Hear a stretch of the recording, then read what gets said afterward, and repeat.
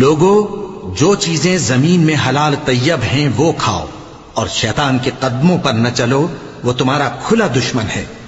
وہ تو تم کو برائی اور بے حیائی ہی کے کام کرنے کو کہتا ہے، اور یہ بھی کہ اللہ کی نسبت ایسی باتیں کہو جن کا تمہیں کچھ بھی علم نہیں۔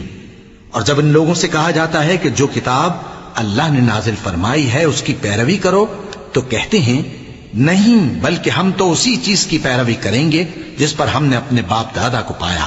بھلا اگرچہ ان کے باپ دادا نہ کچھ سمجھتے ہوں اور نہ سیدھے رستے پر ہوں، تب بھی وہ انہی کی تقلید کیے جائیں گے۔ جو لوگ کافر ہیں ان کی مثال اس شخص کی سی ہے جو کسی ایسی چیز کو آواز دے جو پکار اور آواز کے سوا کچھ سن نہ سکے۔ یہ بہرے ہیں، گونگے ہیں، اندھے ہیں کہ کچھ سمجھ ہی نہیں سکتے۔ اور سرکشوں کے لیے برا ٹھکانہ ہے، یعنی دوزخ جس میں وہ داخل ہوں گے، اور وہ بری آرامگاہ ہے۔ یہ کھولتا ہوا گرم پانی اور پیپ ہے، اب اس کے مزے چکھیں۔ اور اسی طرح کے اور بہت سے عذاب ہوں گے۔ یہ ایک فوج ہے جو تمہارے ساتھ گھستی چلی آ رہی ہے، ان کو خوشامدید نہ کہا جائے۔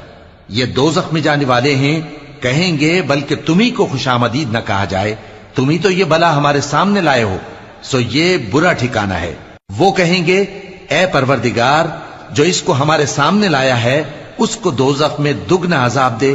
اور کہیں گے کیا سبب ہے کہ یہاں ہم ان لوگوں کو نہیں دیکھتے جن کو ہم بروں میں شمار کرتے تھے؟